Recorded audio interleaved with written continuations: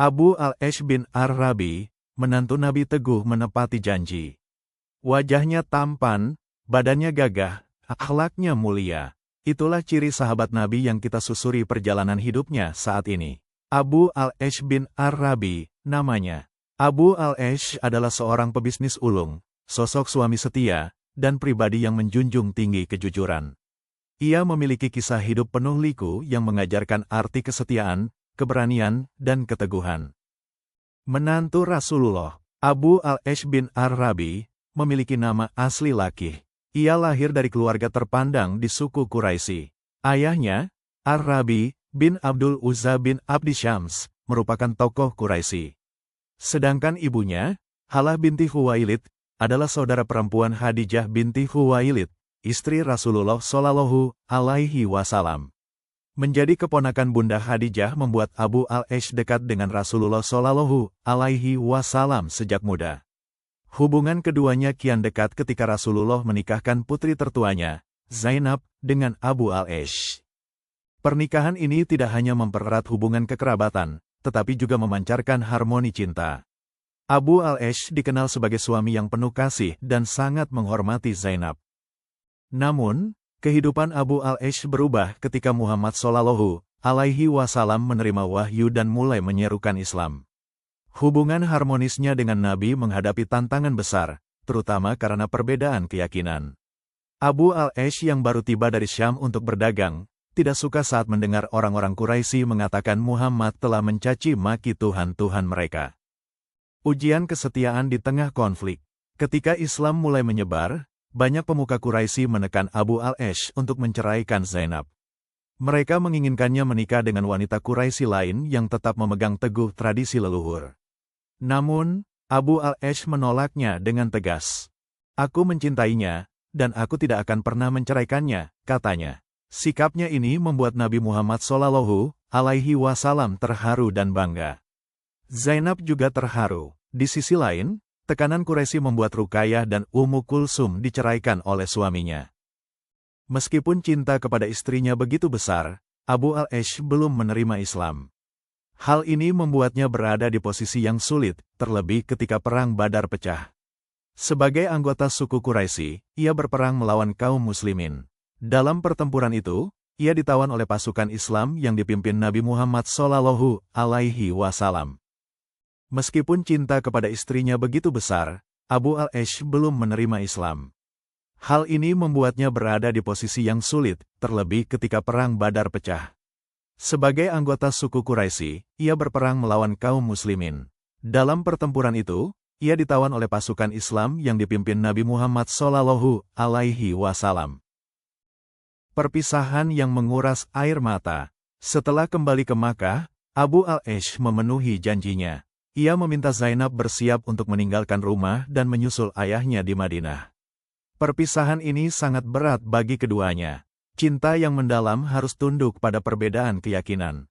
Abu al-Ash mengutus adiknya, Kinanah bin al-Rabi untuk mengantar Zainab.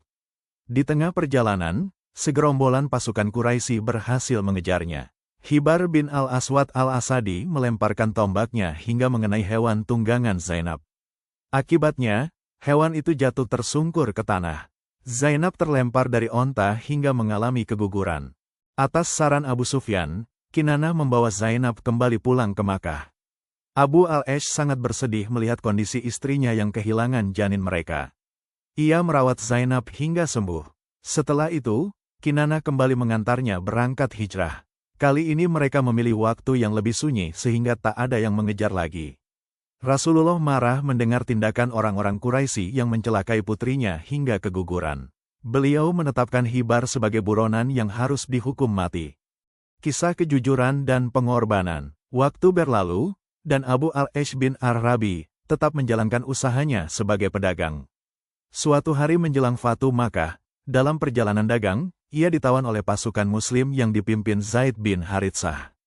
Kali ini, ia mencari perlindungan dari Zainab di Madinah.